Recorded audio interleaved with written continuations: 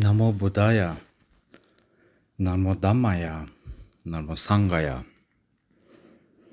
Padella menna batharpa la kijik zang lokta mijijin chizi lago tuye mugo chila me sanap sanan jukbar sho. Chisi nangpa ne joba, rowa chisi ne joshin, tisi dani ne jobe, druvi tonga sewar sho. Chotu jawa kunji ishiko palen zobe sanje pema nyambali shinaba sowa te trashi tungun roba chinji lop. Lo choson roba senji lo, cho lamdo lomba chinji lam troba saba senji, trunang ishizo chaba senji lop. Greetings to all my dearest Dharma sisters and brothers, and to all, I would like to take some time now to share a few Dharma words. I hope that you will all allow me to do so. I wanted to share, and I know many of you have much knowledge of this, I'm sure much more than me also.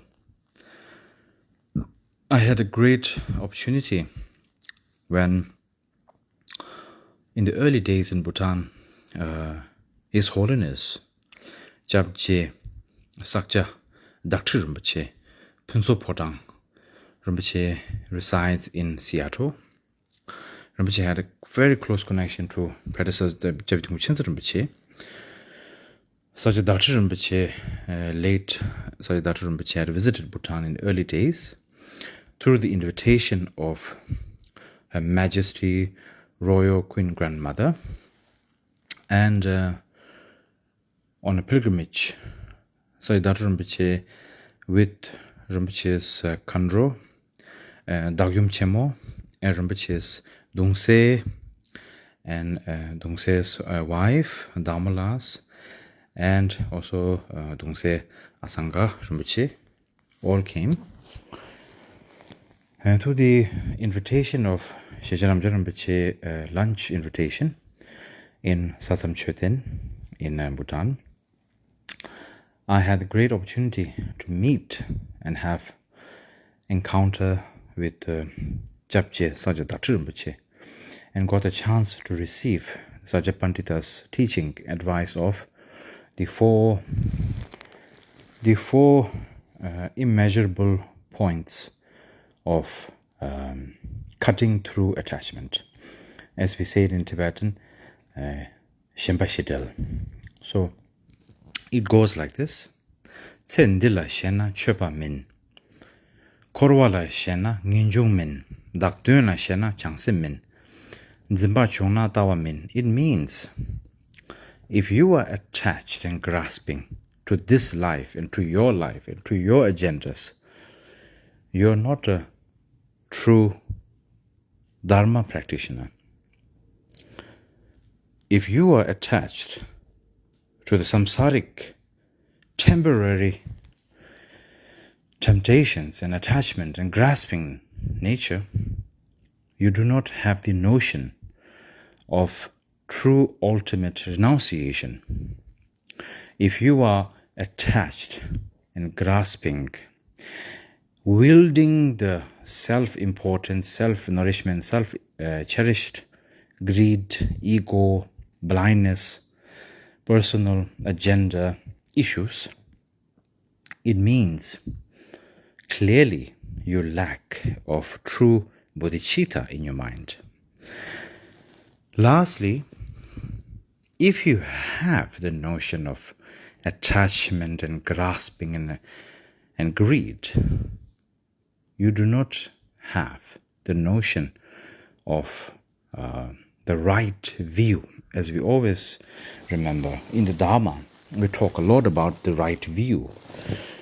We also base the Buddha Dharma, the teachings of the Buddha, on the three curriculum of view, conduct, and practice path.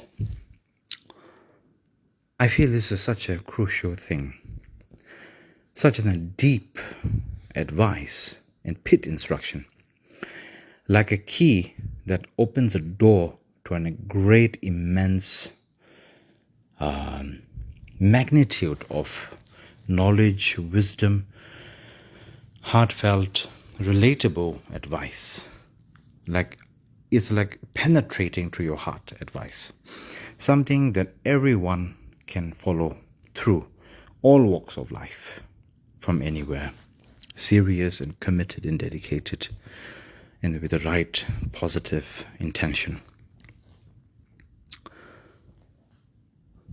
I feel in this day and age in the world, it's really like, as Guru Rinpoche prophesied, the degenerate time, or the ultimate, lack of a better word, the unfortunate kalpas, as we say, yeah? But I feel the worst thing that's happening is internally, human minds are acknowledging intentionally and unintentionally, directly, indirectly, negativity, fakery, making the choices to do the wrong thing, to do the harmful thing to oneself and to others equally. Same time, I feel it's like a metaphor. If I give an example, it's like sitting on and stampeding on goodness and genuine quality, and embracing and hugging evilness, notion of evilness and negativity. We all talk about devils and evil spirits and demonesses and these problem makers or obstacle makers or so forth. We have practices and pujas to decrease and remove and cleanse and throw them away. In every religion, they speak about this evilness and devil. In the Christianity, we talk about Lucifer and Satan. In the Muslim religion, they also have such things, such as they call it the jinn. And I think in Hinduism, they talk about shaitan. Yeah.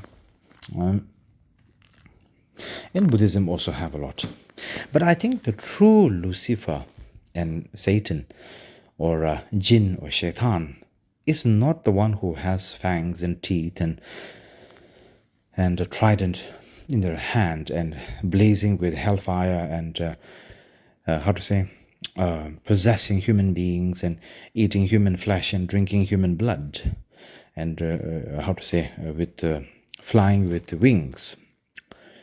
I don't think so. I think the true demon is within us, is born with us, and that is human dark side, ugly side, negative emotions, anger, jealousy, hatred, cunningness, fakery, two-facedness, ego, ignorance, desire, attachment, grasping, greed, all of that, jealousy. That is a true form of demon. It's not like a demon is a real thing. That is demon. If we give rise to that, if we allow that to control us, there is no end to it. And anyone who does that finds a way to get away with their actions, with their harmful actions, of course, to others, immensely unimaginable, and to themselves. People say there are no such thing as bad and good. There's no such thing as right and wrong. Maybe that is true, maybe not. I don't know. I'm no one to comment. But what I can say and deeply believe is every human being has a choice. Choice to make the right choice, what needs to be done, and the choice that what you want to do and what you wish to do, and that leads to all these negative things. Even though you see it's wrong, even though you know it's wrong in the deep of your heart, the depth of your heart, you don't care. You can put a mask on it and then say, it's all fine. This is a method. This is a way of life. This is the world, and this is the skillful means and whatnot, excuses. But what you're doing is not exemplary, what the Buddha and Guru Rinpoche and great masters of the past left for us. Why were all the great masters of the past, Mahasiddhas and even the female enlightened beings of the past and present, great? Because they also practice what they preached every day. They lived their life with exemplary.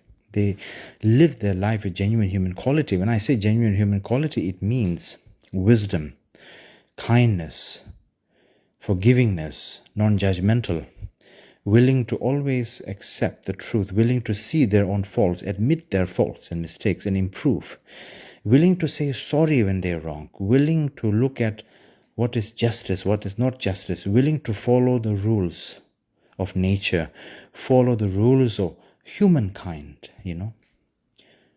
being able to be genuinely loving and caring and concerned for others, willing to open your door for anyone else, willing to embrace anyone else, willing to show the side of a human nature, a human quality in the best way possible, in the fullest potential possible. Being able to see what is darkness and what is brightness, what is luminosity and what is potentially toxic and contamination. Being able to sacrifice one's own need for the greater good. Being able to be completely forgotten and completely, behind the scenes, behind the curtain, and give all the credits to others. Being able to have so much boundless quality, yet be so humble and genuine every single day of their life. Being able to see through people, being able to look into the eyes of others, being able to be a person who is so present, who is so gentle every single day, calm, composed, dignified, principled, equal, being a person who is so able to appreciate everything, every little thing also,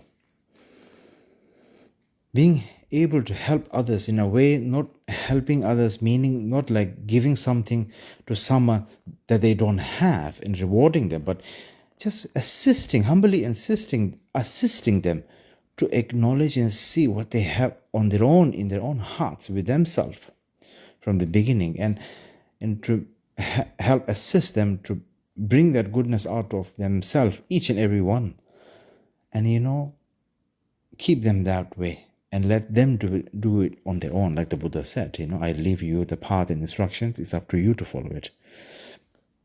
There's no magic and shortcut in that. Being able to give time to anyone else who needs you. Not having some romantic idea to save the world and save people. And so focus on one's ego, pride, and not falling into the trap and wielding and holding and grasping with teeth and nail of fame, power, dirty politics, Dharma politics, Lama politics, Rinpoche politics, society politics, fulfilling the society expectation and doing whatever people want you to do, saying what people want to hear, entertaining people, entertaining rich sponsors and so forth, being fakery, playing the games of the world. None of that. That is a human being. I would say genuine human quality. And that's very rare in this world. More rare. Oh yeah, and also being always truthful and honest. Always being able to have complete transparency, but having a dignified confidence, not overconfidence and not ego. Being able to have this way of taking time to know people, each and every people, and touching them in their hearts, in their lives, in the most wonderful, beautiful and beneficial way, in the best way. That's the quality. I myself am so fortunate. I've met so many people, lamas, rinpoches and teachers, and even lay people, lay practitioners. Some are, Westerners, some Easterners, some female practitioners, some male practitioners, and so forth. I'm very lucky to witness such, I'm also very lucky, I must say, to be able to see all of this in my life. I can say myself, I never waste my time ever thinking that I am great and I'm enlightened and then I am this Khyentse Rinpoche incarnation, whatever.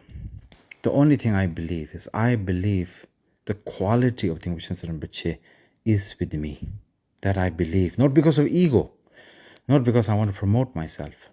Genuinely, I believe that and I know it. But that doesn't mean I'm showing off and saying I'm the true one. Absolutely not. I'm just a human being trying my very best to be a genuine human being with genuine human quality, to be as transparent as possible, to do what is right, to follow the footsteps of the great Mahasiddhas and great enlightened beings of the past and try to follow them through. Follow them doesn't mean copy them and impersonate them, but to follow them through. I know many people believe that I'm acting crazy and I'm trying to kind of promote myself and trying to say that I'm, like same as Guru Rinpoche and Mahasiddha. I have never said that in my life. I never believed that of myself. I'm just only trying my best in every way possible. I believe that I know very well I'm not the same magnitude and greatness as Khyentse Rinpoche and the depth of Khyentse Rinpoche. I know this. Yet I can truthfully admit that I don't think Khyentse Rinpoche, if he were born in my place, in my position, in my time, in my generation, my era, I don't think Rinpoche would be able to understand things and to be able to do things what I have done in my life and survive, achieve, and contribute. I'm not saying this out of ego and jealousy or comparison. I'm just being honest.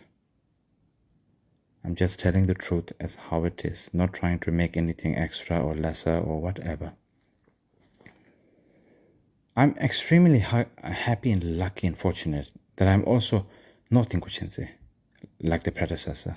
I don't have any wish to be like him. I am my own person. I am my own jewel. I have my own quality and wisdom. I have no intention to promote and show anybody. If people see it, people see. If people don't see, people don't see.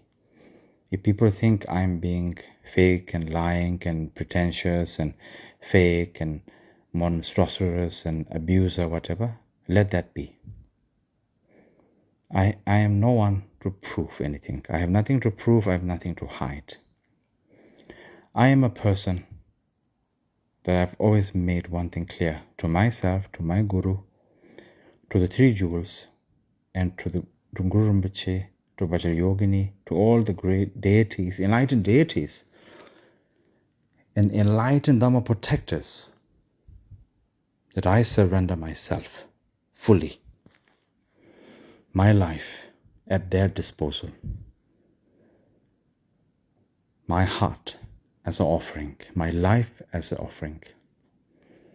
And I make a very strong commitment and sacrifice that even slightly a second, a half a second, or milliliter of a second, if I've done something wrong and harmful and against the Buddha Dharma, against the principle and genuine human quality or anything, if I fall in the wrong way or whatever, please punish me. Let me suffer physically and emotionally and teach me the lesson. But if I have not done anything wrong, then always show the path to me and assist me and be with me at all times. I made myself completely transparent and I have nothing to hide, and I swear this on my life. I don't speak as this big guy on a high throne. I don't either speak as this mortified, depressed, low-life person, nobody person. on the floor. I speak as an equal. I speak with no fear, no personal agenda. I speak with no hatred, no anger, no jealousy, no competition, no retaliation. I speak from my heart genuinely. I make an oath and I swear on the three jewels and Guru Rinpoche and my gurus and all the great Dharma protectors and Vajrayogini and all of them. I also want to say, you see, the worst thing that happens to human beings, you can be anyone. You can be a he or a she. You can be a king, a leader, a president. You can be a nun or a monk or a tuku or a high Rinpoche or a Kempo, whatever. It doesn't matter. You all have a choice. We all have a choice to make, to take the right choice or to take the wrong choice, the selfish and greedy, fake, cunning choice. But when you willingly make the wrong choice, but when you make excuses by saying, oh, this is, I'm doing it because out of important reason, and I'm doing it out of, how would I say this, wisdom and method and what is that term? There's one term.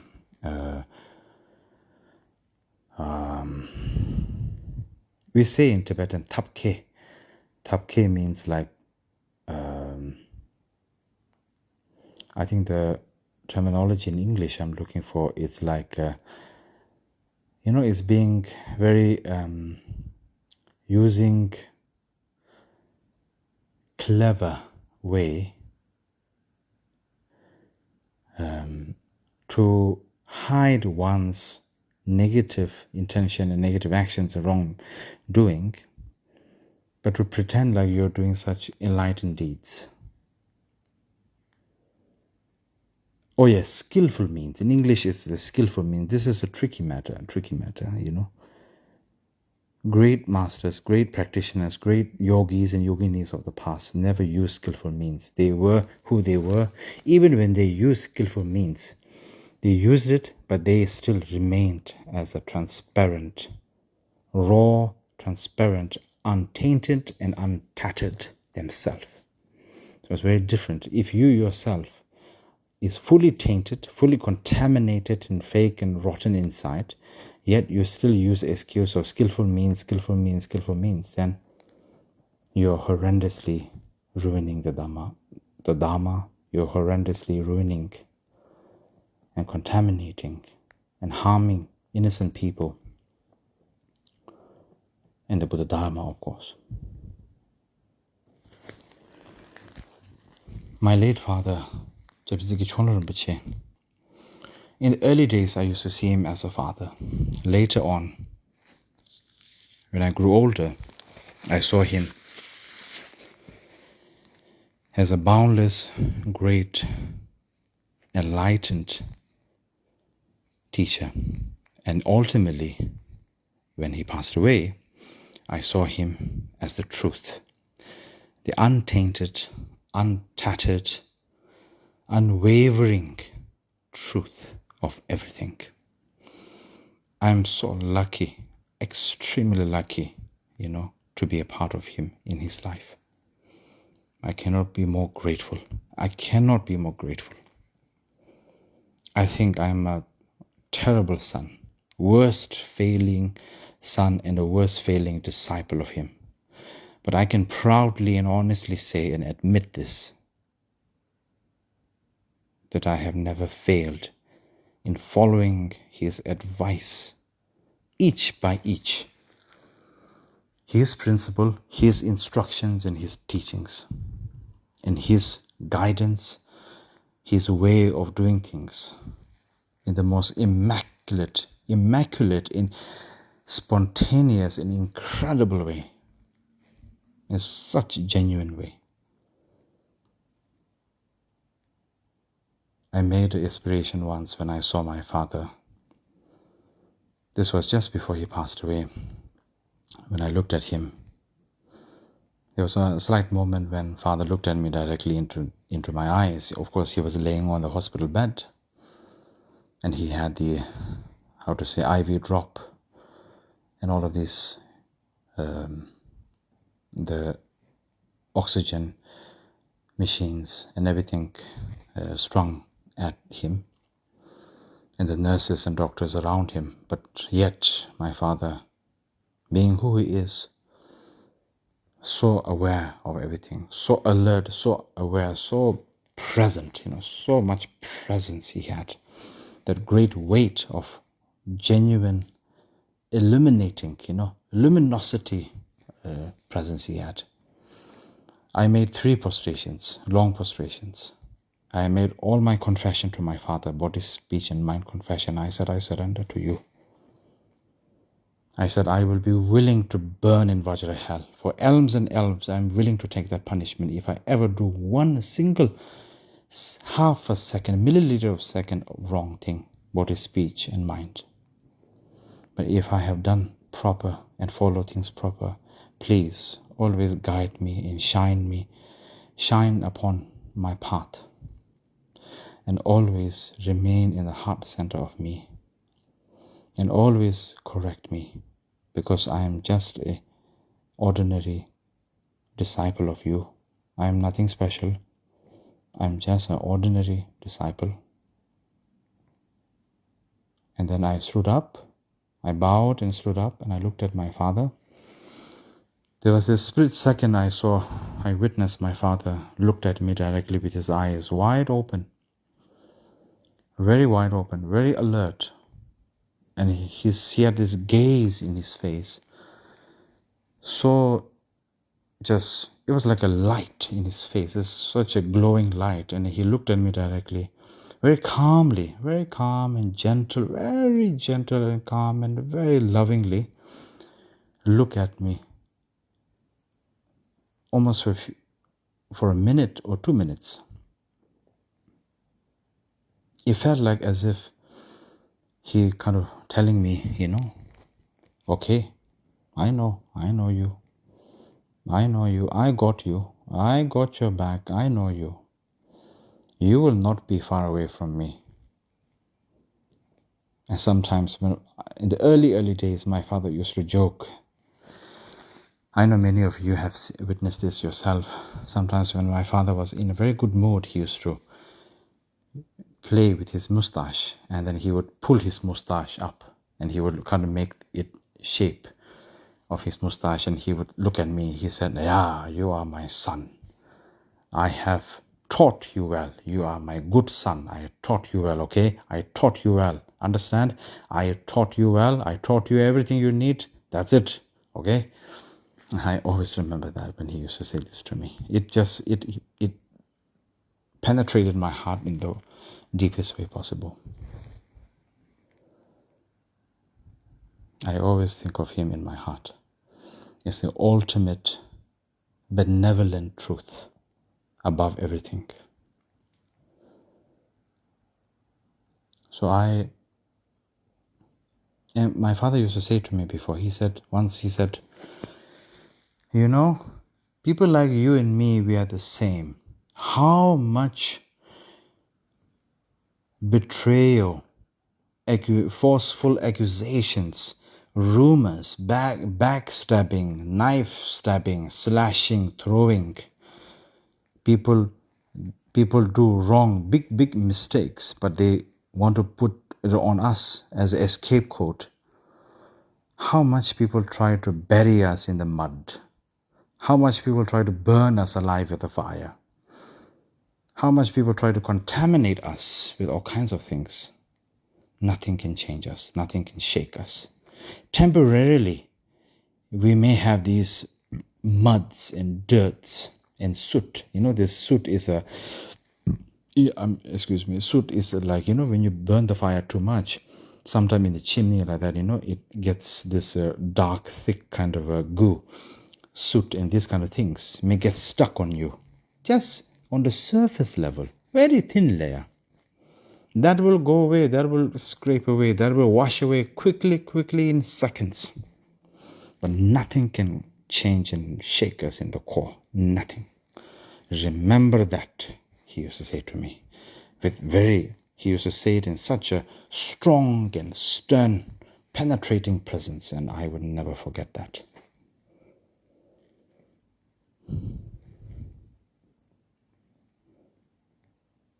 And my father used to say, when time comes worst to us, when people, our own closest people, people who are around us, whoever they may be, when they betray us, willingly betray us, knowingly betray us, backstab us, do all kinds of bad things to us, hurt us, harm us, we never hate them. We never angry with them. We never point finger back at them and fight back and show resentment and rebellion and do whatever. Never. We never bark. They bark at us when we give them food, shelter, medicine, and love and care. When they bite our hand and bark at us, we don't bark back. We show them more kindness, more patience, and more lovingness. That's who we are and how we will be, always, until the day we die. I kept that in my heart, and I have followed that through, and I will always follow this through until the day I die, the day I take my last breath in this earth. I have no hatred and no anger and nothing. But I have no hesitation, slightly, to admit and confess I have made mistakes in my life. But a mistake is important. When you make a mistake, you try your million-time dedication, determination to do the right thing, to improve your mistakes and never repeat them, to apologize, to do the right thing. The wrong thing is when you do a wrong thing, multiple million times repeatedly, continuously, yet you have such an ego and self-importance and attachment and greed, and you think you're above everything and you're such a big person, then you just want to use others as your scapegoat and blame others for your wrongdoing and your failure. That's what many people are doing nowadays, I've seen. And that's where things go the worst way, the most tragic and toxic and most unfortunate. Completely undharmic, of course. Let alone dharmic, put that aside, is completely, totally against human nature, a good human nature, so to speak. There's this wonderful quote I always love to kind of remind myself. I'm not very sure, I must apologize that who wrote it exactly, this quote. I was thinking it was written by Rumi, but I'm not exactly sure who wrote it. So forgive me if I made a mistake on the artist, the writer.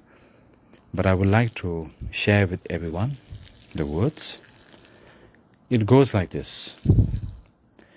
Some of the kindest souls I know have lived in a world that was not so kind to them. Some of the best human beings I know have been through so much at the hands of others, and they still love deeply, they still care. Sometimes it's the people who have been hurt the most, who refuse to be hardened in this world because they would never want to make other person feel the same way that they themselves have felt. If that isn't something to be in awe of, I do not know what is. Such a wonderful, heartfelt, simple yet deep, penetrating to the heart words. I would like to say lastly that in the best way possible, may all of you receive this message with honesty, open heart, and positive intention. I swear to you on my life, and I make full confidence, and I'm telling you the utmost truth from the depth of my heart, humbly speaking truth,